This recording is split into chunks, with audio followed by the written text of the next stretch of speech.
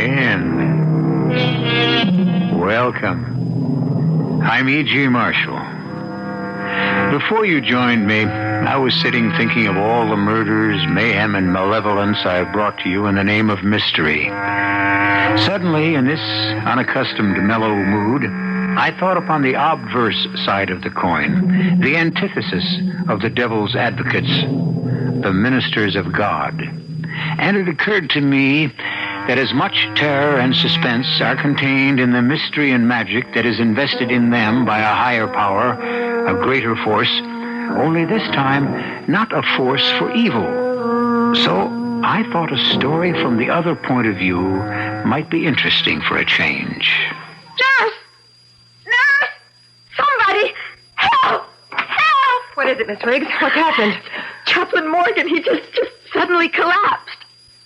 Is he dead, Dr. Shelton? Nurse, take care of the patient. Orderly, send me another nurse from the floor quickly. What is it, Liz? What happened to Dan? I don't know yet, Mike. Well, so help me if anything has. This one I'm pinning directly on that cold fish Dr. Hugh Bradley.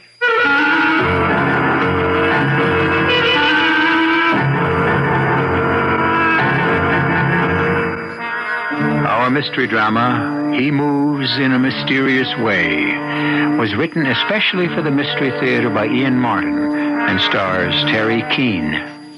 It is sponsored in part by Sign-Off, the Sinus Medicines, and Anheuser-Busch Incorporated, Brewers of Budweiser.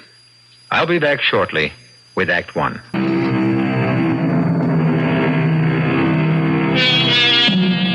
It was the 18th century poet William Cowper who gave us that familiar and wonderful quote, "God moves in mysterious ways, his wonders to perform."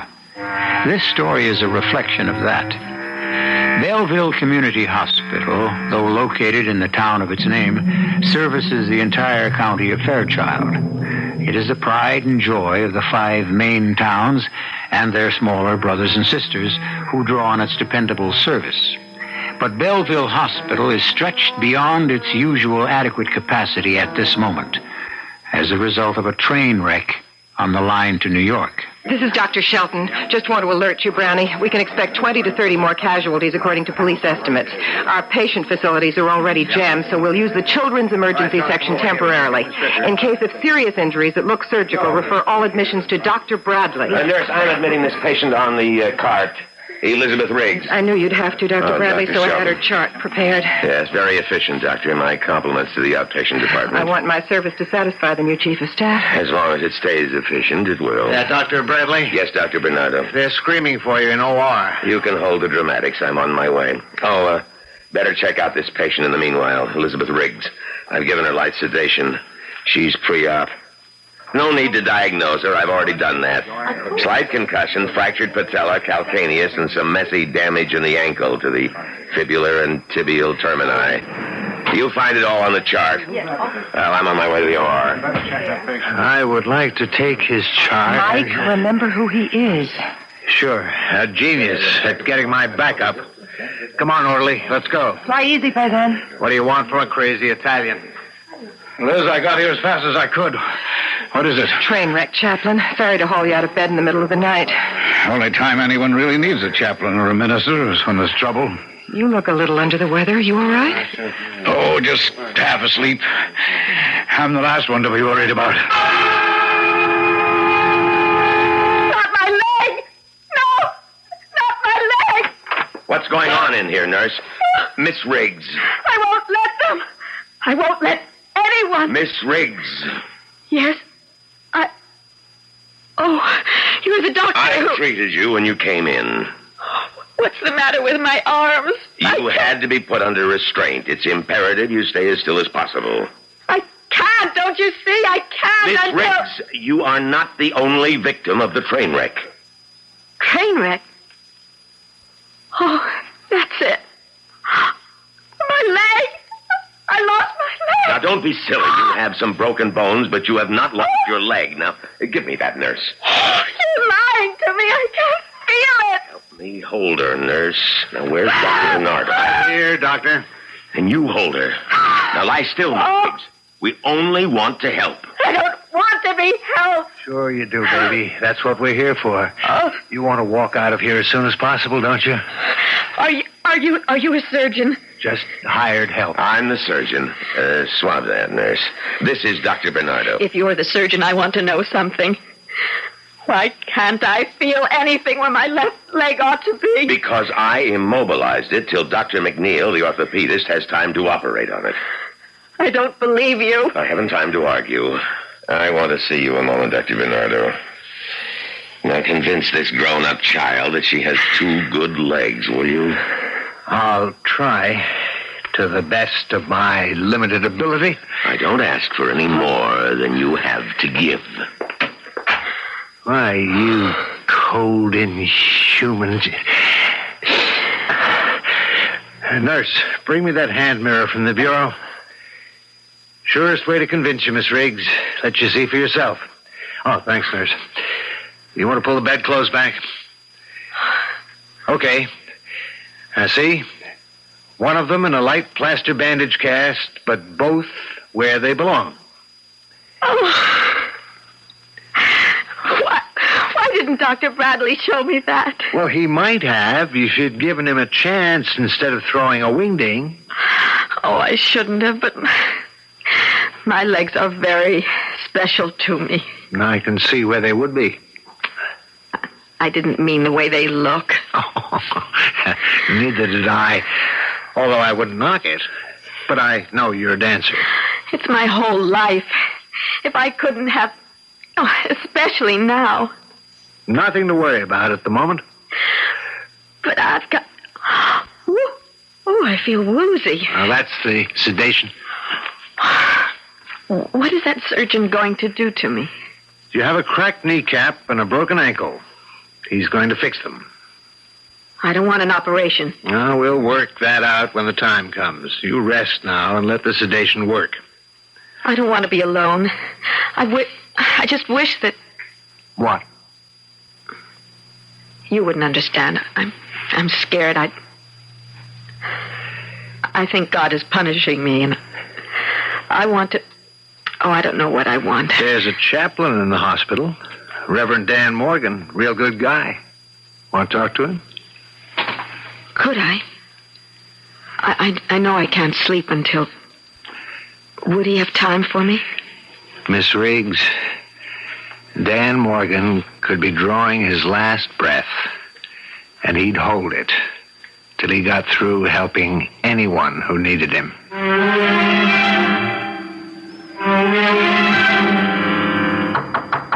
Come in. You looking for me, Pat? Mike Bernardo just called down, Dan. Could you talk to that dancer with the badly injured leg? Oh, sure, of course. About what? She's fighting an operation, and she asked for a minister. All right. Should she have the operation? If she doesn't, she may never walk properly again. She could even lose it. Oh. Dan, you look tired. You don't look well. Maybe you should go home and rest. When I'm needed? No, not in your life. What's the girl's name? Elizabeth Riggs, room 317. A dancer, you say, huh? Yes. Ballet? Modern, I suppose, not classical. But a professional. Yes. And if the operation is successful, will she dance again? I doubt it.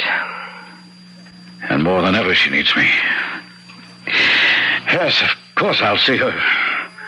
God's will be done.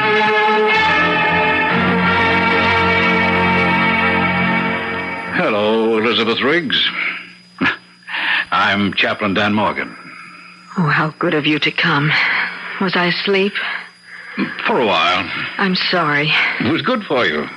Not good enough. I need help, Chaplain. Help? Wireless. I'm afraid of the operation. I think they want to cut off my leg or my foot. Now, did they say they would? No, but doctors never tell you. Of course they do. No one thinks you're going to lose your leg. I do. Why? Because I think God wants to punish me. Punish you? Well, what for? There's a boy, Peter Sterrett. We were very much in love. That's what I went upstate for, to marry him. And? At the last moment, I couldn't. I ran out on the whole wedding. My parents, his, everyone. I took the train back to New York. That's why God punished me. Oh, I wouldn't say that. There were 64 people in that train wreck. God's a little more efficient than that. Now you make me feel ashamed. I meant to. I don't believe in a God of vengeance who reaches out to hurt and punish, and neither should you, Liz. We make our own punishments. Well, I didn't make the train wreck. No, but you climbed aboard that train to run away. But I had to. Chaplain Morgan, dancing isn't just a profession, it's a whole way of life. And that's what I realized at the last moment. I couldn't give it up to marry Peter. Well, you said you loved him. I do. It tore me apart to give him up, but I had to make the choice. Child, why couldn't you have both? Because Peter's a minister, just like you. Can you imagine him running a parish with his wife in a Broadway show and cleavage down to my navel and net stockings up to my bikini?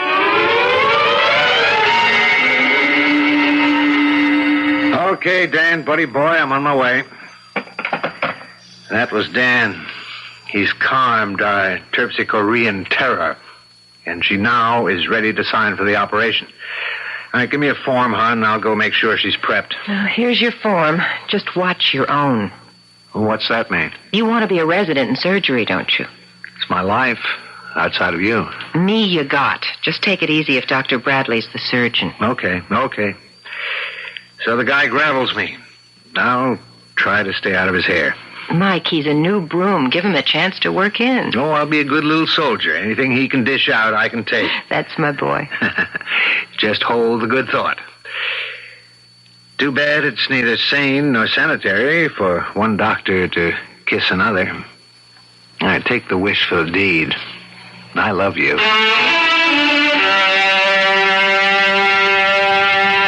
You can order the cart to take her up to the ready room, nurse. She's all cleared for OR. Oh, hi, Dan. Hey, come sta, paisa? Così, Padre mio. Hey, you don't look so hot. Oh, I'm a little tired. Why don't you hit the sack? No, not till the action's over. Hey, wait a minute. Maybe I ought to run a little check on you. Oh, don't be silly. Why? What are you rubbing your gut for? Oh, come on, Mike. A little indigestion. Somebody sneaked some cucumber in my salad again. No. You don't double over like that from cucumber. I'd better take You assisting Dr. McNeil? Yes, Dr. Bradley, but... Then you ought to be up in the scrub room already. Now, let's go. I was on my way, but the chaplain here needs a checkup. The chaplain can take care of himself. Has Miss Riggs been prepped? Yes, sir, but... Get in the elevator, Doctor. Yes, sir, Dr. Bradley. Yes, sir. Private Bernardo reporting for duty. But may I recommend that the chaplain be temporarily relieved from his?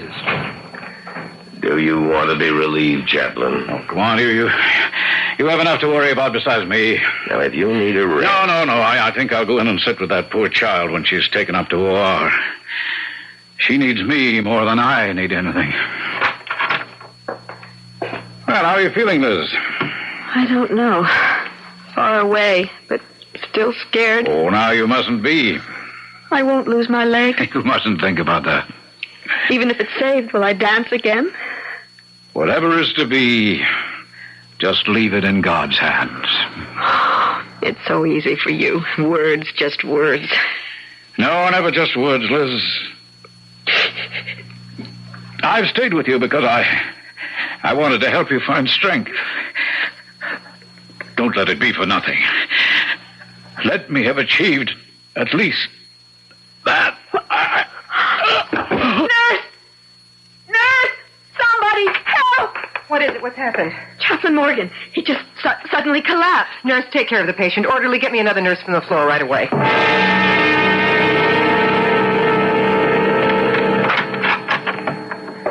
How'd the operation go? I don't know.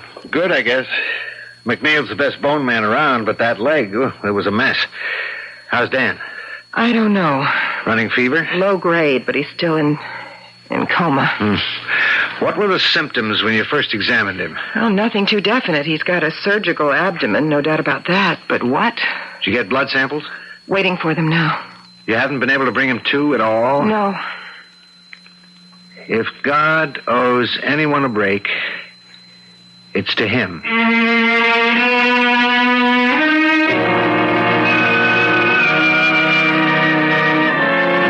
tender young man, but then a very tired and exhausted one, and a deeply concerned one for a man who is as close as his father. Still, Dr. Michael Bernardo should know that in the eyes of God, all men are equal.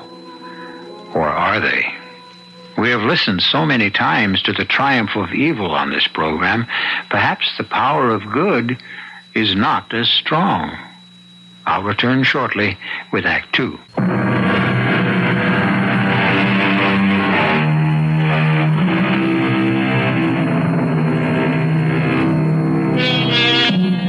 Across Dan's bed, Dr. Patricia Shelton and Dr. Mike Bernardo's eyes lock in concern for their barely breathing friend.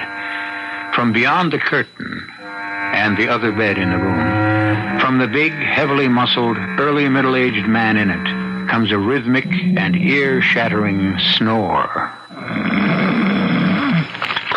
Oh, great. That the best roommate we could find for Dan? Well, we were lucky to have a bed at all. Even the standby rooms are all taken. Get him off his back. You can't. He's in traction. Back? Yeah, McNeil's patient, too. From the train wreck? No, he's been here a week or so. Oh, I'm tired. Why don't you grab some shut-eye, huh? We can't do anything till we get the tests back or Dan comes to. Go stretch out in the lounge. I'll wake you the moment the tests are back, huh? Come on, I'll walk you there. How'd the operation go for Liz Riggs? McNeil patched the knee fairly easily, but the ankle and the socket of the tibia were fragmented, plus the broken calcaneus. She'll be lucky to retain even partial mobility. Which means no more dancing. Certainly not professionally. I'd hate to have to be the one to tell her.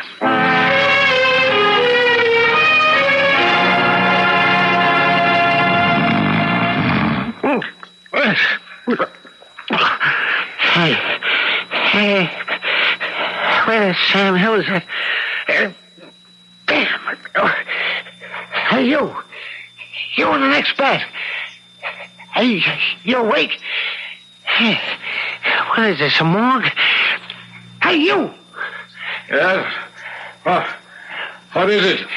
I don't know what's with you, brother, but my back is killing me. I want to ring for the nurse, but the gizmo with a button just fell off of the bed. Can you get it for me, huh?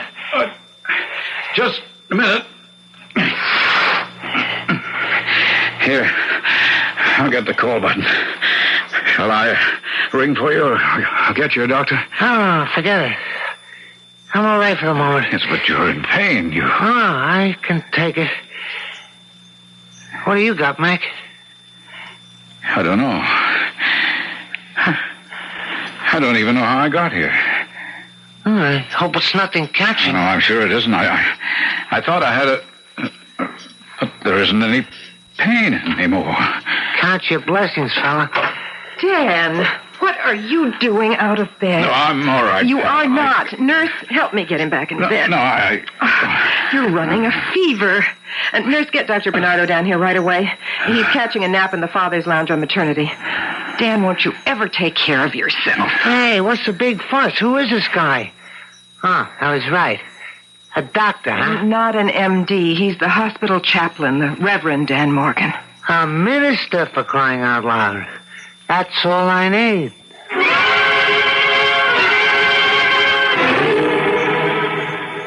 Okay, Dan. Let me know if and where it hurts. Oh, there. Uh-huh. How about here? Tender. Doesn't hurt as much. Okay, Dan, that's it. Confirmed? The WBC will bear it out this time around. The peritonitis caused by a ruptured appendix that perforated. How did you ever take the pain, Dan? It wasn't that bad. Everyone was busy with real emergencies. My help was needed by others. So you just let your appendix explode. All right, roll them to you, Pat. Streptomycin too, nurse.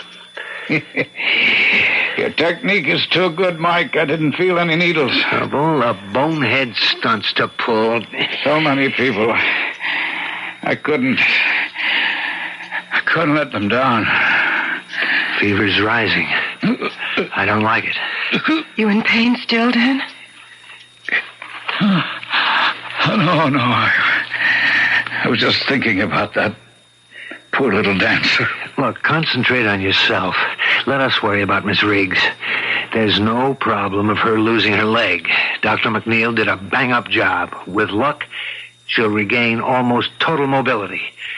Pat, will you sit on this stubborn mule till that kick goes out of him? I will. Go make like a doctor. At least my other patients treat me like one. You still going to marry that crazy Italian? The first moment I can pin him down. Then I'll stick around. I don't know who he figures will be best man, but Dan Morgan knows who'll be the most important. Or I'll make sure he ties a knot within the faith with my own two hands. My own two hands joining the two of you. Yes,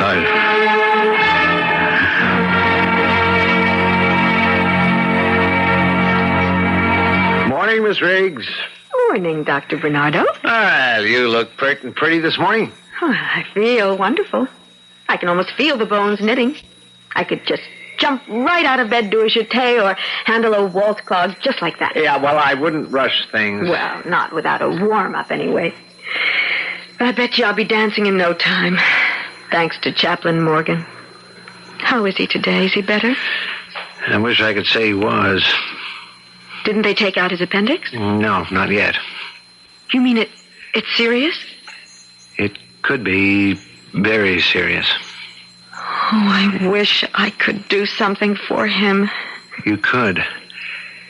You could see a young man who's waiting downstairs. Peter Starrett. How did he find me?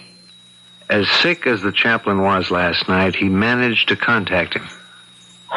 What for? He knows it's all over between Peter and me. Why? Because you just can't bear to hang up those little red shoes? Something like that? I think maybe what Chaplain Morgan wanted to tell you was that a dancer has a short life. And sooner or later, she has to hang them up. A marriage can last a lot longer. I can't. It wouldn't be fair to Peter or to me. That's the message you want me to give him? And the chaplain? Dr. Bernardo, I will be able to dance, won't I? I'm not the one to ask that question to, Miss Riggs. You'd better ask it of the surgeons, Dr. McNeil or Dr. Bradley.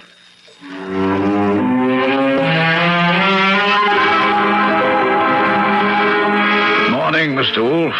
Hey. Morning, Chaplain. See you're out of traction. Yeah. How you feel? Oh, I felt better. Thirsty. Hold it a minute. I'll get you some ice water. No, you're back. You mustn't get out. Listen, you can lug a busted appendix around and not complain. I can manage a stiff back. Here. Thanks.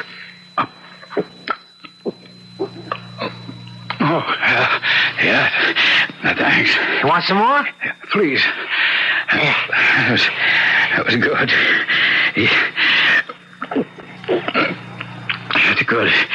It's good. Hey, what is it, Parson? A knife. Knife! I'll get the doctor.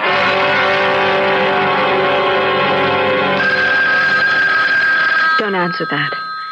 It might be Peter for me. Could be a call from me, too. But if it should be Peter, I'm just not ready to talk to him. Couldn't you just let it go? Sure. Nothing so urgent it won't last till I get to the nurse's desk. I'll be seeing you, Miss Riggs.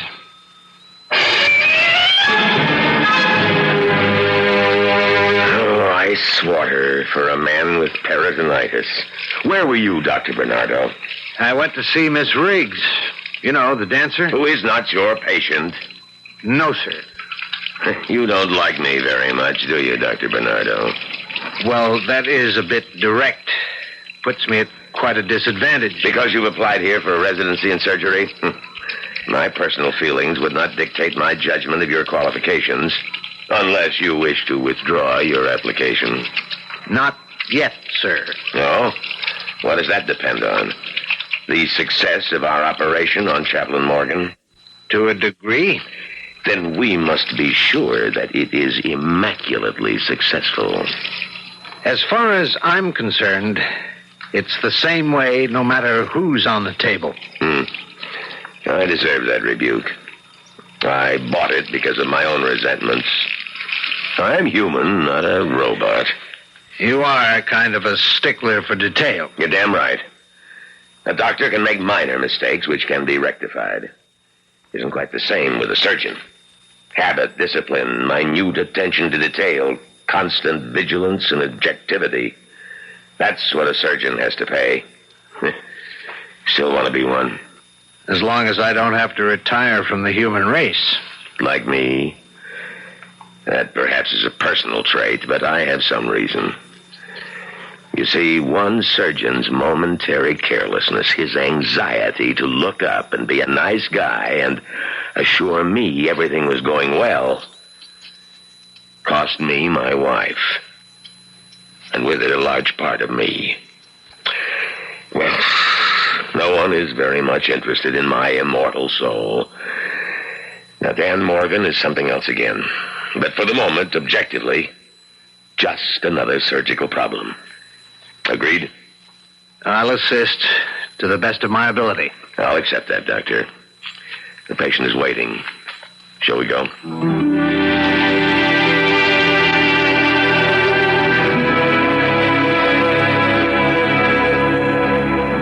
The great poet W.H. Auden had a craggy face so masked with wrinkles that Igor Stravinsky once said, "Soon we'll have to smooth it out to see exactly who he is."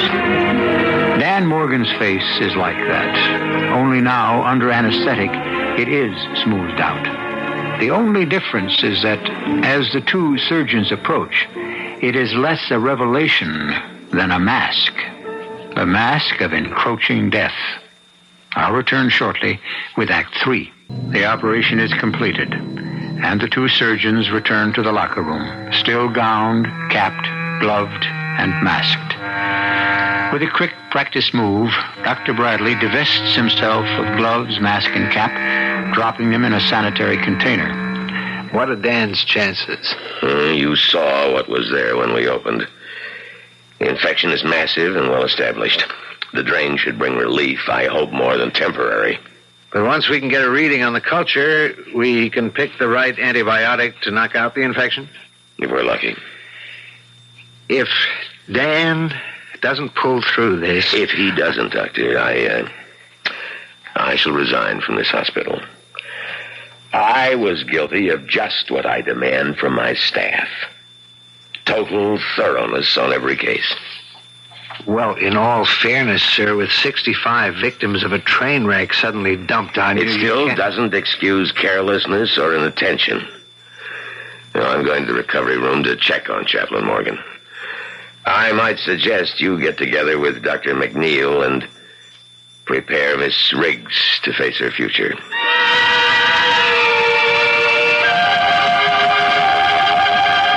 Yes, Mike, I guess I understand. Oh, he's here in the waiting room, all right, looking pretty forlorn. What? Well, I'll do my best.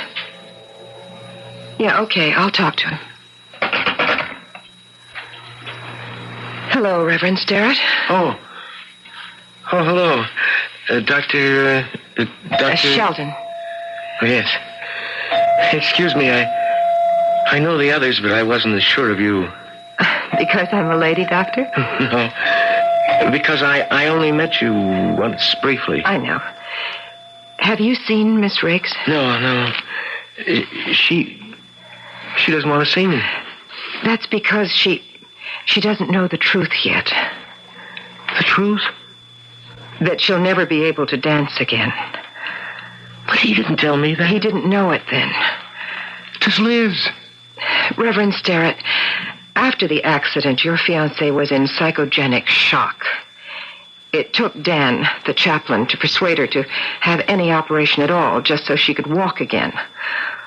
All the doctors agreed that since her career was so vital to her, The news that she didn't have one anymore had to be broken to her carefully. Oh, I agree. Elizabeth has to be told the truth. And we've got to figure out how.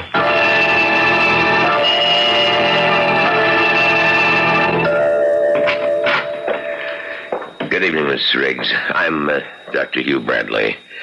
I don't know if you remember, but I treated you in emergency and admitted you to the hospital. Yes, I remember. How soon can I dance again? Well, the first thing is to walk. As for the other, Miss Riggs, I think you'll have to make an adjustment in your mind. Now, I don't believe in hiding the truth from patients. There isn't a chance that you'll ever be able to dance professionally again. Oh, good morning, Dr. Bradley. Did you have me on page? Yes. McNeil is off today, and his patient, Miss Riggs, had an attack of hysterics last night. I had to sedate her. What happened? Was it Peter Starrett being here upset her so much? Well, whoever he is, no. I simply told her something that should have been made clear to her from the first, that her dancing days are over. Just like that? Well, she had a right to know. But abruptly, coldly, you just don't say... Miss Riggs is not under psychiatric care. She is of age, and we are doctors. Our function is to heal and inform. She asked for you, and I said you would stop by this morning.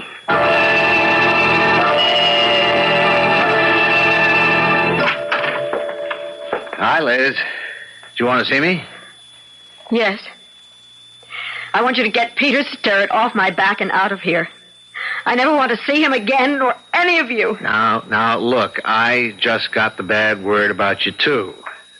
So you're not going to be Margaret Fontaine, or whatever. But you're not going to be crippled, either. And this way, there's nothing to stand between you and that nice guy who loves you, and... Nothing to stand between us, that's for laughs. Now it's worse than ever. We just don't stand a chance at all. What do you mean? Oh, you wouldn't understand. No doctor would. That's why I've got to see the chaplain.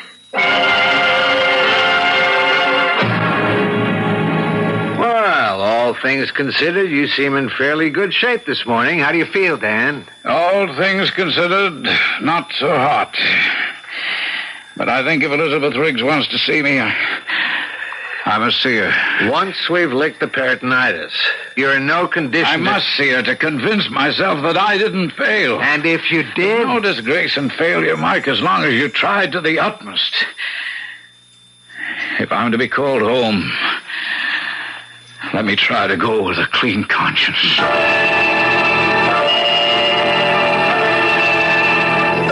You're sure you feel all right, Dr. Bradley? Well, of course. You know you're supposed to rest after donating blood. I realize that. By some strange chance, the chaplain's and mine match. I'd like to think that...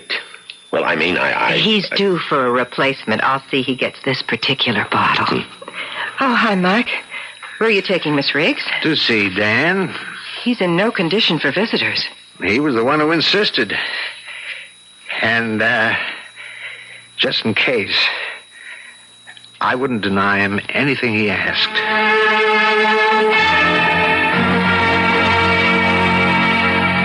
Well, I've wheeled it to you, Dan, although you shouldn't be seeing any visitors. I wonder, Doctor, if I might claim the privilege of the confessional. Well, not for long. You have less strength than you think you have. And maybe Liz and I can find a lot of it between us. But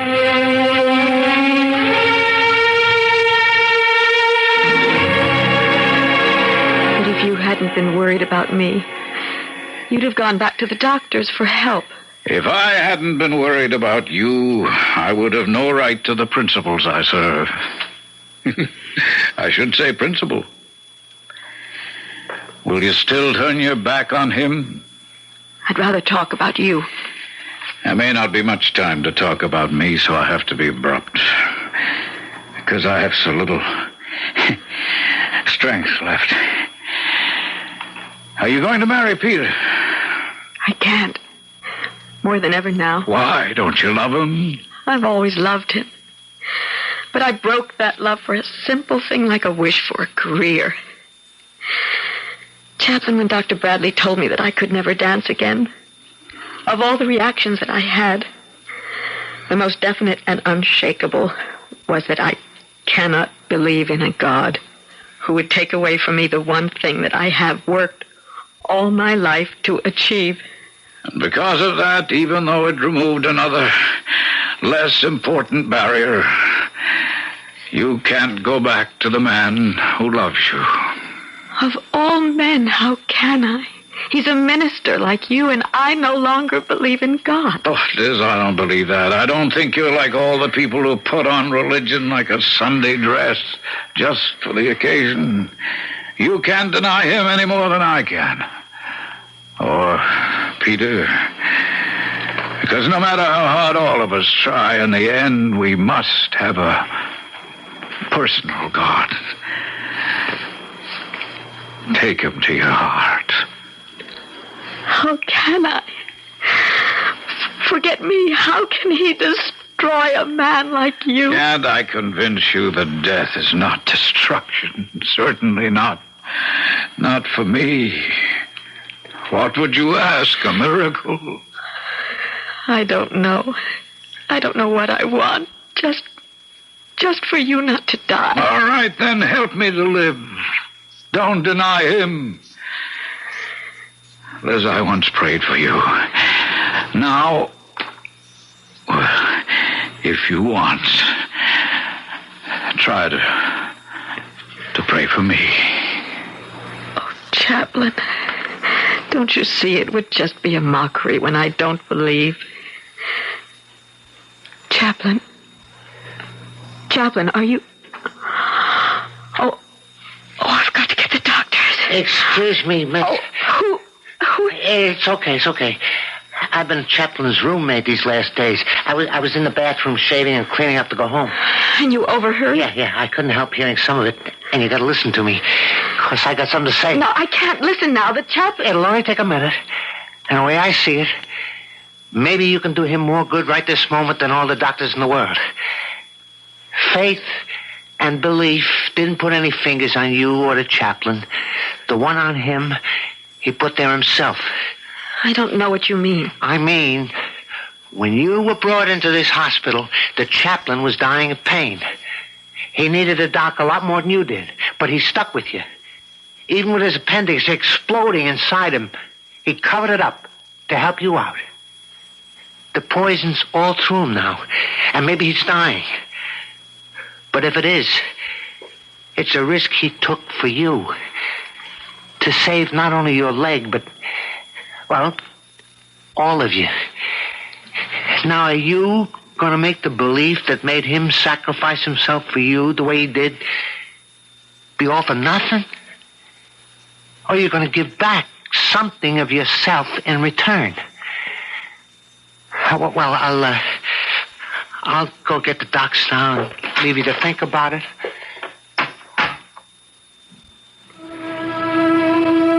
Oh, my God. I have heartily offended you. I beg you to forgive me. I implore you to listen to me. I am nothing but he. This man is so important. I don't know how to say it, to ask it, but please, in your infinite mercy, dear Father in heaven, who looks after us all and wants to help us, please help this one man who deserves it more than any of us. Don't let him be wasted. I ask it with all my heart, in your name. It's all right, Miss Riggs. Just take it easy. I should have called you sooner. Oh, forget it. As a doctor, I tell you it's all right. You mean he's going to live? You ever seen anything more beautiful than plain, ordinary sweat? It's broken. Whatever oven fever is broken. We're on the way. He asked me to pray.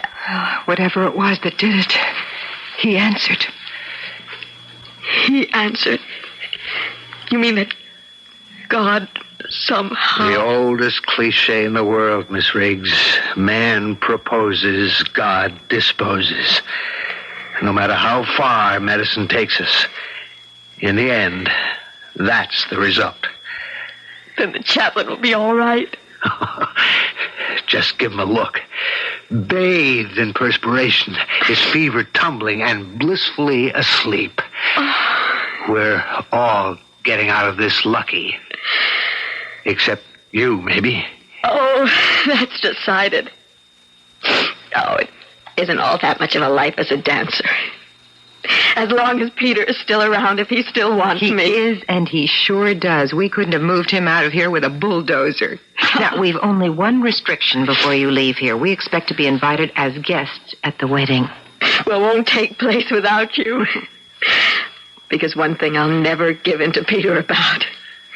The chaplain will have to marry us. Why not? We might even make it a double wedding.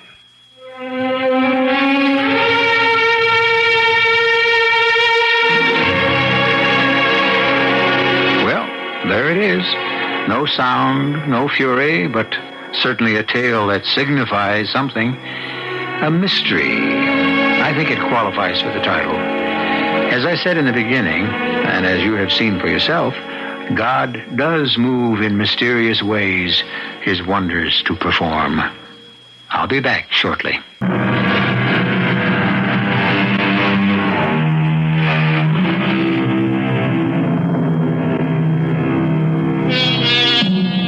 The Reverend Daniel Morgan did recover. Fortunately, because 4 anxious young people no longer wanted to postpone weddings too long delayed. It wasn't a double wedding, as once had been considered. Mike was operating the morning Liz and Peter were married, but he was able to make the reception afterwards. As for Pat's marriage to Mike, it was a very simple and quiet one in the hospital chapel, notable for only one thing. The best man was Dr. Hugh Bradley. Our cast included Terry Keane, Patsy Bruder, Leon Janney, Robert Dryden, and Ian Martin. The entire production was under the direction of Hyman Brown. And now, a preview of our next tale. It was long before I could get to sleep, but when at last I did, if indeed I really was asleep, I was conscious of something huge and black circling by the foot of my bed, a monstrous cat-like shape that suddenly sprang, and I felt the stinging pain as if 2 needle-sharp claws had plunged like hot irons into my breast. And then suddenly my eyes were open, and I thought I saw Carmilla standing there. The figure moved quickly to the door, and I followed it, only to find the door securely locked from the inside, just the way I had left it before I retired. I sprang into my bed with the covers over my head, and I lay there, more dead than alive, until morning. Radio Mystery Theater was sponsored in part by Anheuser-Busch Incorporated, Brewers of Budweiser, and Sign-Off, the sinus medicines. This is E.G. Marshall inviting you to return to our Mystery Theater for another adventure in the macabre. Until next time, pleasant dreams.